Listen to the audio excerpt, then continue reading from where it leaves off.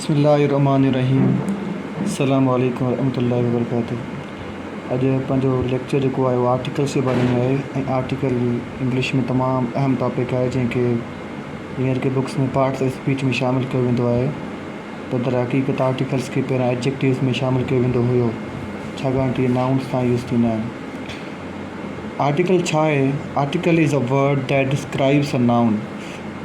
Article अहिड़ो लफ़्ज़ आहे जेको नाउन खे डिस्क्राइब करे, ऐं नाउन खे डिस्क्राइब कंदड़ लफ़्ज़ खे एडजेक्टिव बि चइबो आहे। नाउन ऐं प्रोनाउन खे जेको लफ़्ज़ डिस्क्राइब करे उन लफ़्ज़ खे असां एडजेक्टिव चवंदा आहियूं, पर हीउ जेको आर्टिकल आहे उहो प्रोनाउन खे न बल्कि सिर्फ़ु नाउन खे डिस्क्राइब करे थो। It makes a noun general और पर्टिकुलर। हीउ हिकु इस्म खे आम या ख़ासि बनाए थो। हाणे इस्म खे आम या ख़ासि कीअं बनाए थो, हाणे इहो असां जे टाइप्स में डिस्कस कंदासीं। टाइप्स ऑफ आर्टिकल ॿ आर्टिकल्स जा क़िस्म हूंदा आहिनि। हिकिड़ा हूंदा आहिनि इनडेफिनेट आर्टिकल्स, ॿिया हूंदा आहिनि definite articles. Indefinite articles English grammar में ॿ आहिनि, अ ऐं एन। ऐं डेफिनेट आर्टिकल जेको आहे, डेफिनेट आर्टिकल सिर्फ़ु हिकिड़ो ई आहे जेको द आहे।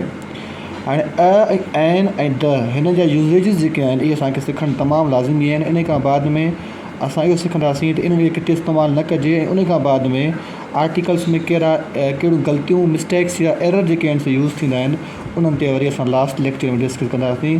छाकाणि त असांखे जेकॾहिं इन्हनि जा उसूल इस्तेमालु करण जा ईंदा तॾहिं ई असां इन जी ग़लतियुनि खे असां इंडिकेट करे सघंदासीं।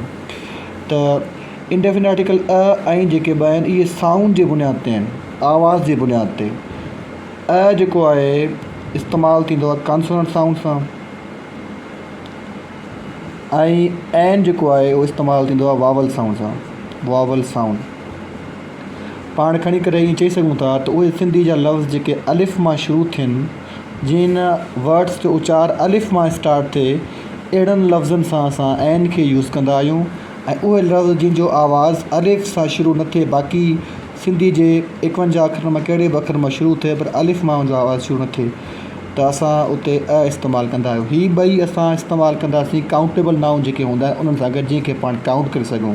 बाक़ी अनकाउंटेबल नाउन जेके हूंदा आहिनि जंहिंखे असां काउंट करे न सघूं, त असां उनजो नंबर बि डिफाइन करे कोन था सघूं, असां उन्हनि सां आर्टिकल बि इस्तेमालु करे कोन था सघूं। हीअ सिंगुलर नाउन सां, काउंटेबल नाउन सां यूज़ थींदा आहिनि।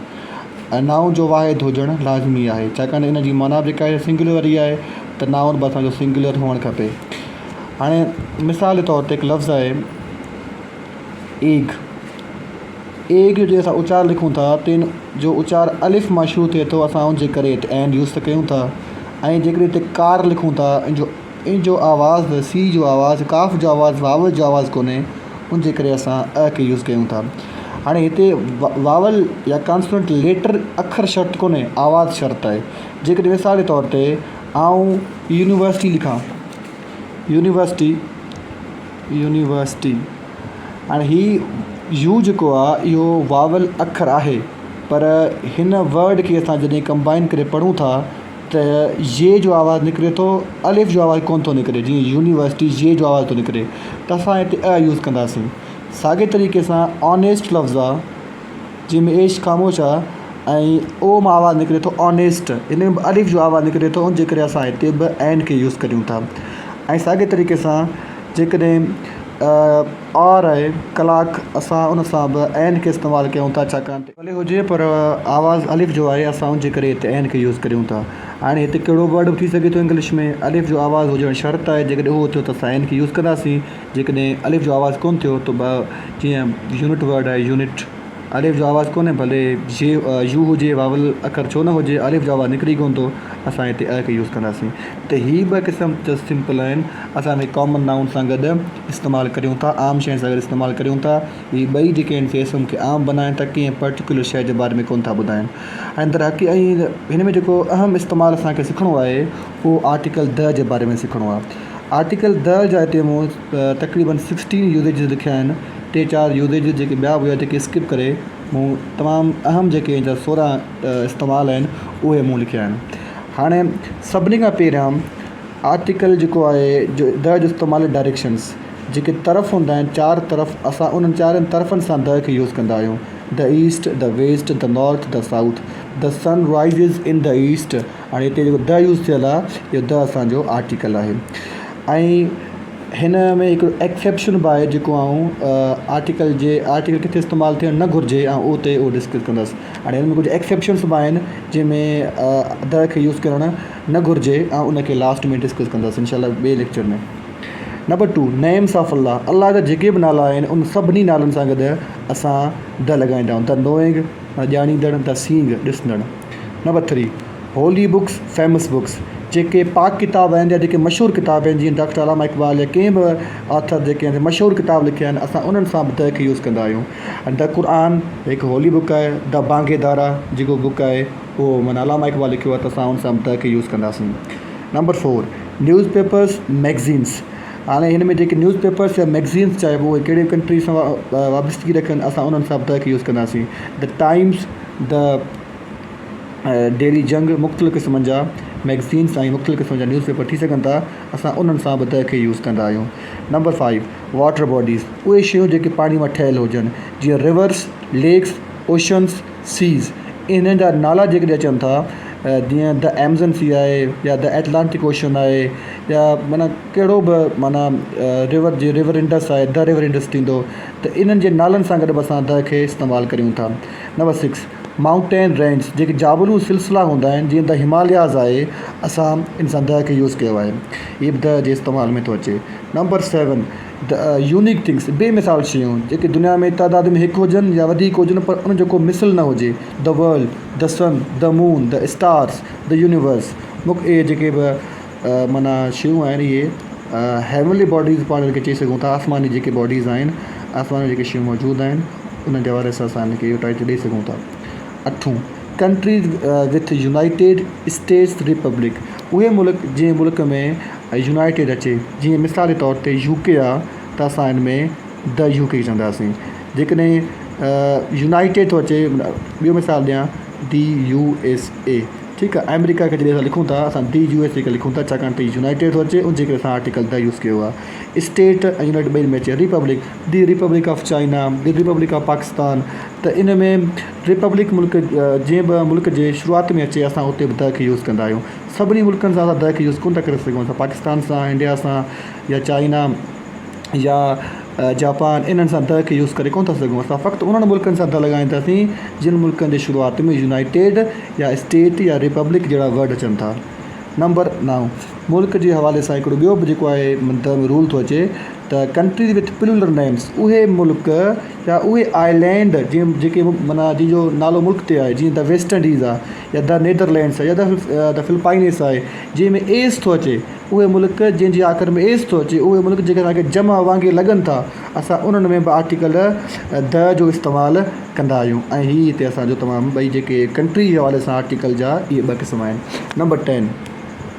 नंबर 10 में आहे फेसिस ऑफ डे ॾींहं जा हिसा। The morning, the afternoon, the evening इहे ॾींहं जा हिसा हूंदा आहिनि त असां इन्हनि सां द खे यूज़ कंदा आहियूं। Number 11 superlative degrees of adjective जीअं त एडजेक्टिव जा 2 डिग्री हूंदा आहिनि positive, comparative and superlative degrees. Superlative degree मतिलबु हाईएस्ट या लोएस्ट जेका डिग्री हूंदी आहे एडजेक्टिव जी असां उन सां द खे इस्तेमालु कंदा आहियूं।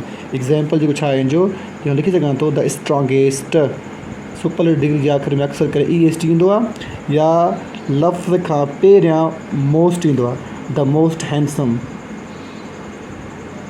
असां जॾहिं हिनखे जुमिले में यूज़ कंदासीं त असांखे आर्टिकल द जो इस्तेमालु करणु असांखे खपे ऐं इहो असांजे लाइ लाज़मी आहे। हिन में बि एक्सेप्शन थी सघे थो जेको असां अॻिते हिन एक्सेप्शन खे ज़ाहिर कंदासीं। नंबर 12 ऑर्डिनल नंबर्स जीअं त एडजेक्टिव ऑफ नंबर में असांखे जेके पाण क्वांटिफायर चवंदा आहियूं उन में असांखे 2 जेके टॉपिक मिलनि था। हिकिड़ा मिलनि था कॉर्डिनल नंबर्स, ॿिया था मिलनि ऑर्डिनबल्स। कॉर्डिनल जेके नंबर्स हूंदा आहिनि कॉर्डिनल्स जेके हूंदा आहिनि उहे हूंदा आहिनि 1 2 3 यको सोआन। पर ऑर्डिनल जेके हूंदा आहिनि उहे फर्स्ट सेकेंड थर्ड इनखे पाण ऑर्डिनल्स चवंदा आहियूं। हिननि सां असां द खे यूज़ करियूं था जेके पोज़ीशन खे बयानु था कनि जीअं द नेक्स्ट आहे, द लास्ट आहे, द फाइनल आहे या उन खां अलावा the first, the second, the third. इन में बि हिकिड़ो एक्सेप्शन आहे जेको असां एक्सेप्शन्स जे लेक्चर्स में डिस्क्राइब कंदासीं उनखे। नंबर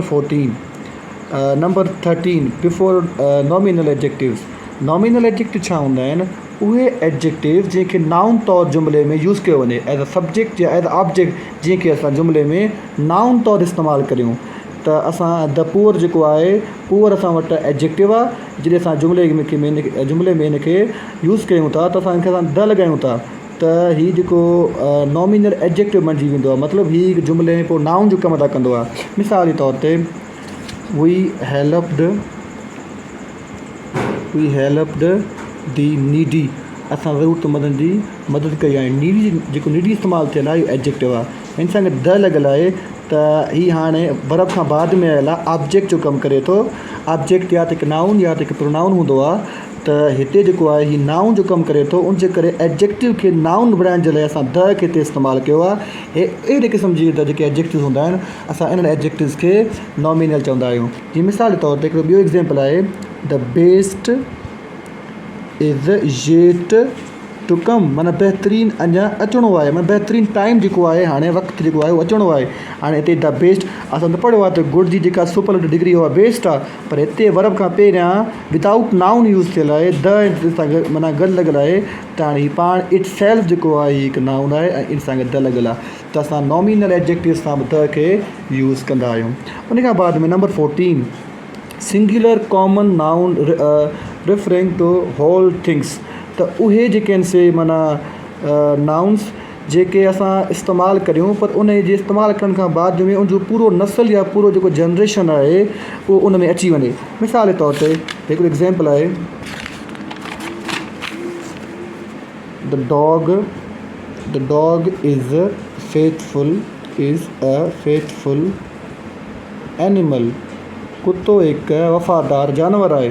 त हाणे हिन में मूं हिकिड़े कुते जी ॻाल्हि न कई, बल्कि हिते जेको आहे पूरे कुतनि जे नस्ल जे बारे में मूं ॻाल्हायो आहे। हालांकि सिंगल माना नाउन इस्तेमालु कयमि, द जो इस्तेमालु करण सां हिन जो पूरो क्लास या पूरो जनरेशन जेको आहे हिक ई सेंटेंस में डिस्क्राइब थी चुको। हाणे आउं लिखी सघां थो, the peacock is beautiful, the peacock is a beautiful bird, मोर पखी हिकु सुहिणो माना पखी आहे। त हाणे हिन में हिकिड़ो मोर पखी न बल्कि पूरो जनरेशन अची वियो, जे करे असां हिते द खे यूज़ कयो आहे। ठीकु आहे, या the cow is a domestic animal, त अहिड़ा काफ़ी मिसाल असांखे मिली सघनि था द जे यूज़ेज में। उन खां बाद में number 15 before the word whole and same, लफ़्ज़ होल ऐं सेम खां पहिरियां द लॻंदो आहे, जीअं द होल क्लास या द सेम स्टूडेंट, त हिते जेको आहे असां द खे यूज़ कंदा आहियूं। उन खां बाद में नंबर 16 जेको यूज़ेज आहे द जो आहे द, उन खां बाद में नाउन पोइ रिलेटिव क्लास यूज़ कयूं, मतिलबु नाउन यूज़ करे हिते को रिलेटिव प्रोनाउन यूज़ कयूं, विच कयूं, हू कयूं, दैट कयूं, या होम कयूं या हूज़ कयूं, को बि रिलेटिव प्रोनाउन ते यूज़ करियूं त असां इस्तेमालु थींदड़ नाउन खां पहिरियां द लॻाईंदासीं, मतिलबु द पोइ नाउन पोइ रिलेटिव क्लास।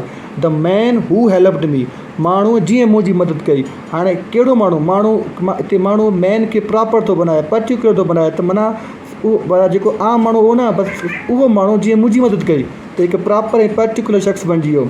उन जे करे हिते इन कॉमन नाउन खे पर्टिकुलराइज़ करण जे लाइ हिते द जो इस्तेमालु थियल आहे। द पेन विच आई बॉट, पेन जेका मूं ख़रीद कई, पेनूं त घणियूं आहिनि पर आउं सिर्फ़ु उन पेन जे बारे में थो ॻाल्हायां जेका पेन मूं ख़रीद कई। उन जे करे हिते जेको द लॻियल आहे इहो हिन पेन कॉमन नाउन खे पर्टिकुलर बनाए थो। ठीकु आहे, त हाणे हीअ असांजा 16 जेके आहिनि से यूज़ेज हुया जंहिं जॻह ते असां द खे इस्तेमालु करियूं था।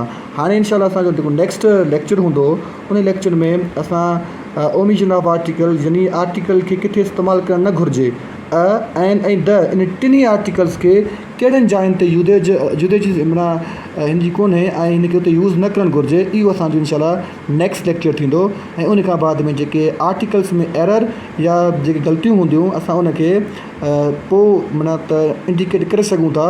जॾहिं असांखे रूल्स अचनि त पोइ असां उनखे वधीक जेको आहे सो बहितर तरीक़े सां सम्झी सघूं था। सो अॼु लाइ एतिरो, ऐं इनशाला नेक्स्ट माना वीडियो में तव्हांखे नेक्स्ट लेक्चर तव्हांखे इनशाला माना सेंड कंदासीं। अल्लाह हाफ़िज़, थैंक यू।